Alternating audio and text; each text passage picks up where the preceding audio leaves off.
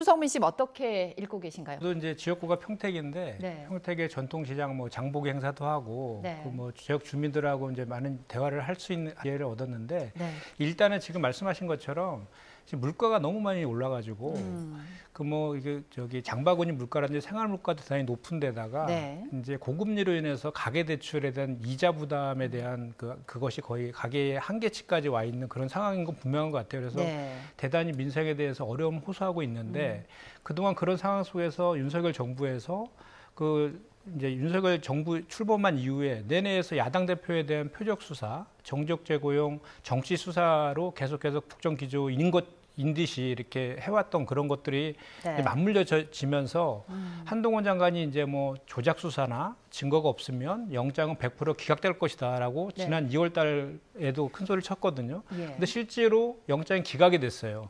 그렇다 보니까 그렇게 이제 국민들한테 항상 그랬거든요. 언론 보도를 통해서 나온 물증 갖고는 네. 뭐 이렇게 증거가 차고 넘친다 이렇게 얘기를 하고 있지만 또 예. 다른 뭔가 그 뭐 스모킹건이나 이런 한 방이 있을 것이다. 그것이 법원에 제출될 것이다. 이런 식의 얘기들로 했었는데 실제로는 그런 게 없었어요. 그래서 네. 이제 기각이 됐단 말입니다. 그래서 그 민생도 안 좋은 데다가 이렇게 표적 수사와 관련된 결과도 기각으로 나타나서 네. 추석 그 밥상에는 이런 거에 대한 윤석열 정부에 대한 그리고 윤석열 검찰에 대한 비판적인 그런 민심들이 분명히 많은 건 사실인 것 같습니다. 영장이 기각됐는데도 이재명 대표에게 사퇴를 해야 한다고 하는 국민의힘의 입장, 대응에 대해서는 어떻게 보십니까? 이게 적반하장이죠. 지금 사필 기정으로 기결된 재판 판결 결과에 대해서 그거를 부정하는 듯한 발언은 정말 대단히 잘못된 태도라고 보죠. 그러니까 예. 이런 겁니다. 이게 그 지금 말씀하신 거에 제가 좀 반박을 좀 하면 윤석열 정부 들어서 네. 윤석열 대통령이 야당 대표를 한 번도 만나주지 않았어요. 그것이 예. 사법 리스크 때문이라고 얘기했습니다. 그리고 최측근인 한동훈 장관, 법무부 장관을 시켜서 한동훈 장관이 거의 이 이재명 당대표에 대한 수사를 진두지휘하듯이 했거든요. 수많은 언론에 도어 스태핑하듯이 피의 사실 공표하듯이 엄청나게 많은 발언들을 그 중대한 범죄 혐의자라든지 뭐 잡범에 비유하기도 했고 예. 그러면서 항상 이재명 대표를 구속시키는 것이 목표인 것처럼 얘기를 했습니다. 그리고 100% 구속될 것이다라고 그동안 해왔던 얘기들이 있는 것이죠. 그런데 이제 기각이 되다 보니까 말을 바꿔요. 예. 이거는 중간 그 뭐 결과일 뿐이다. 이게 무죄 판결이 난 것이 아니다 이렇게 말 바꿉니다. 예. 그래서 그 전에 우리 민주당에서 계속해서 요구했던 것이 그거예요. 헌법상의 원칙인 불구속 기소. 무죄 추정의 원칙에 따라서 법정을 통해서 유무죄를 다퉈야 된다는 주장을 계속 해왔는데도 불구하고 네. 그동안 계속해서 이재명 대표를 인신 구속시키기 위해서 쇼한수 벌이고 체포영장 쇼한 거 아닙니까? 그 과정 속에서 엄청나게 많은 피의사실 공표를 통해서 국민들에게 이재명 대표가 범죄자인 것처럼 마치 악마화시키고 이렇게 규정하고 그렇게 왔던 거 아닙니까? 그거에 예. 대해서 지금 기각 판결을 받은 거예요. 그러면 한동훈 장관이 했던 말을 거꾸로 뒤집어 놓으면 조작 수사이고 증거가 없는 수사였다라는 게 지금 그 확인이 된 거 아닙니까? 그럼 그거에 대해서 오히려 윤석열 대통령은 국정 기조를 전환 좀 시켜야 되고 계속해서 이렇게 야당 대표에 대한 표적 수사한 거에 대해서 사과도 할 필요가 있고 그것을 전면에 서서 진두지휘한 한동훈 장관은 이 기각된 것에 대해서 전 책임을 져야 된다라고 생각합니다. 당내 계파 갈등이 살짝 다소 잠잠해졌는데 그렇다고 완전히 사라진 게 아니거든요. 사실 체포동의안 이 가결과 관련해서 친명계 일각에서는 누가 가결표를 던졌는지 색출해야 된다, 뭐 징계해야 된다 이런 얘기도 나오고 있습니다. 공개적으로. 반면에 비명계 반발도 커지고 있는데 어떻게 좀 정리가 돼야 될까요? 일단 빠르게 당 내용을 수습해야 되는 건 맞고요. 네. 다만 이제 가결표를 색출한다거나 또는 뭐 그 가결표 색출하는 것이 가능하지도 않고 저는 의미도 없다라고 봅니다. 다만 이제 이 체포동의안 표결하는 과정에 있어서 그 비상의총이라든지 또는 중앙위원회 통해 가지고 당론은 아니었지만 부결시켜야 된다라는 그 당위성에 대해서는 결의안까지 채택한 그런 상황 속에서 결의에 반해서 당 대표를 차도살인하듯이 이렇게 네. 가결표를 던진 거에 대해서는 그런 선택을 한 그 의원들도 헌법 기관 아닙니까? 소신껏 예. 한 만큼 그 본인이 그렇게 한 이유에 대해서 당당히 밝힐 필요가 있고 네. 그리고 또 이제 이 체포동의안 표결을 하기 전에 당 대표한테 뭐 이런저런 딜을 했다라고 하지 않습니까? 딜을 했는데 그것이 수용되지 않아서 가결표를 던졌다라고 예. 그 비명계 모 의원이 방송에 나와서 한 말이 있어요. 예. 그런 거와 관련된 CCBB는 좀 가려서 책임질 예. 부분은 책임을 져야지 이게 화학적 통합이 당연히 가능할 것이다라고 저는 생각을 하고요. 예. 좀 전에 그 윤희석 대변인 말씀에 제가 좀 한 말씀만 좀 덧붙여야 될 것이 예. 그 이준교사 관련해서 이제 이게 범죄 혐의가 소명되었다, 소명된 것으로 보인다. 이거에 대해서 그것은 명확하게 이제 소명되었기 때문에 대단히 그 유죄가 된 것처럼 말씀하시지만 예. 그렇지 않습니다. 예. 이준교사 건은 15년 전에 재판에서 파생된 얘기예요. 파생된 얘기고 저 대북송금 건과 백현동 건은 배임과 제3자 뇌물 건이거든요. 근데 이 이준교사 건은 그 건이 아닙니다. 그래서 그 증거 인멸에 대한 우려를 소명하기 위해서 밝히기 위해서 끄집어 온 거예요. 그런데 네. 그것이 그 이준교사의 혐의는 소명된 것으로 보인다. 그런데 그것은 이미 증거인멸 우려가 없다. 이렇게 판단한 것이죠. 그래서 예. 그 건과 관련해서도 이준교사 건과 관련해서도 사실은 별건의 재판을 통해 가지고 유무죄를 다퉈야 되는 것이지 그게 네. 유죄다. 이건 아닙니다. 그 말씀을 제가 드립니다. 정말 민생을 논하려면 김기현 대표랑 만나자. 민주당 어떻게 해야 될까요?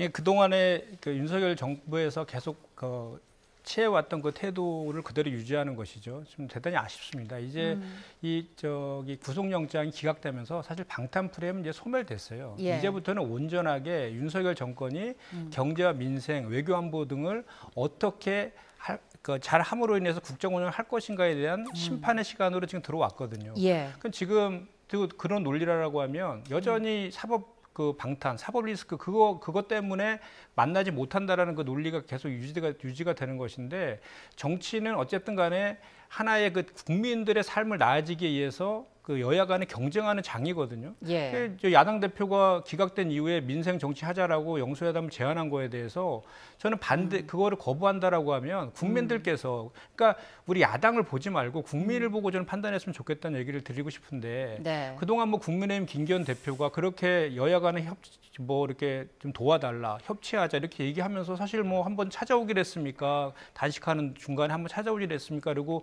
뭘 도와달라고 하는데 뭐 만나서 뭐 협치를 해야 도와줄 거 아닙니까? 그런데 윤석열 대통령의 태도는 야당과 협치하지 말고 싸우라라고 여당 의원들과 그 국무위원들하고 얘기하고 있는 이런 상황들을 바꾸지 않으면 네.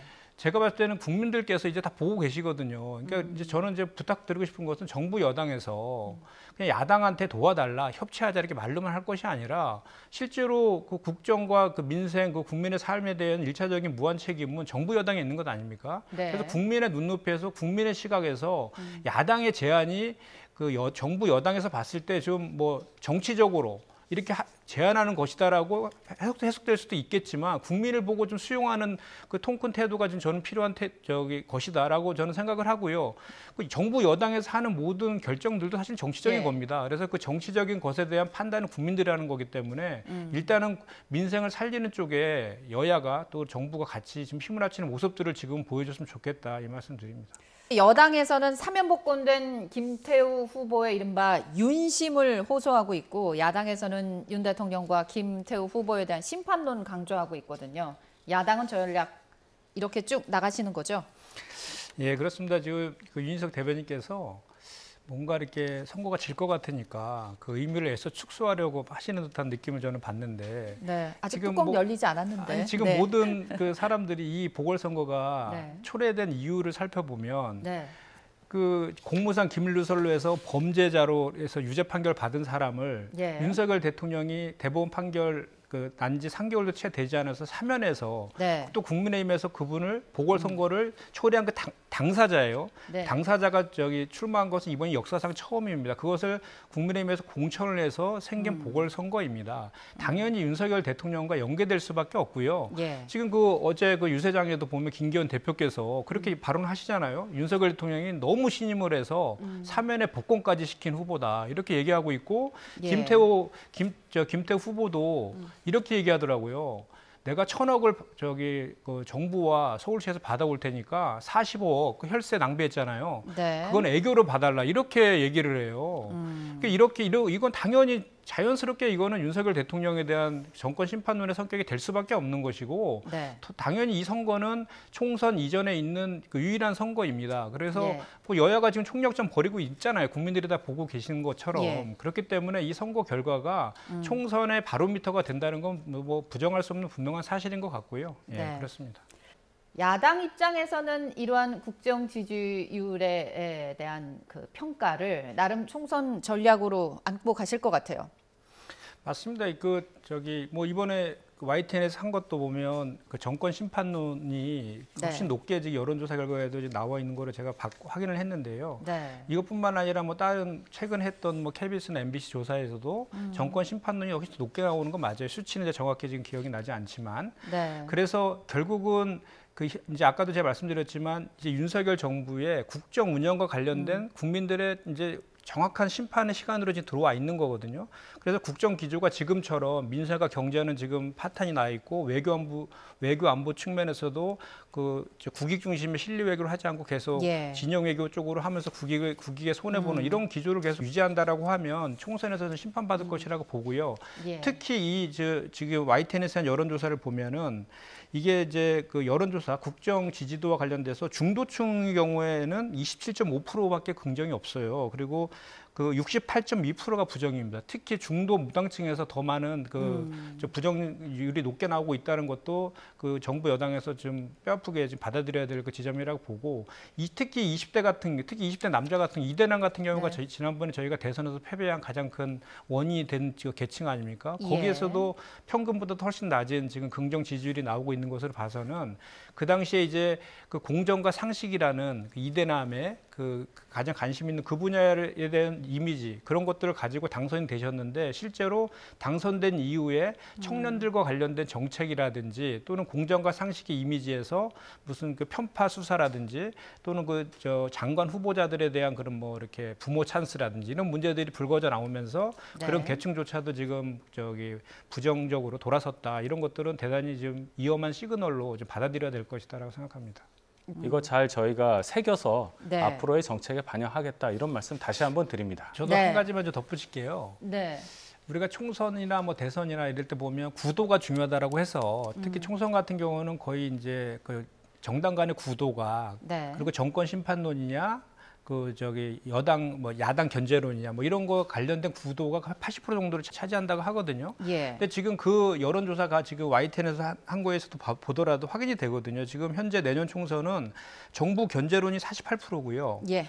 정부 지원론이 34.5%예요. 네. 그렇기 때문에 정부에 대한 정권 심판론의 성격인 총선으로 갈 건 분명한 사실이고 그런 구도상 지금 네. 말씀하신 것처럼 그 국민의 여당에서 좋은 성적을 내기 위해서는 제가 아까도 말씀드린 것처럼 지금과 같은 국정 기조를 유지한다라고 하면 힘들 네. 것이다. 그 말씀을 제가 드린 것이죠.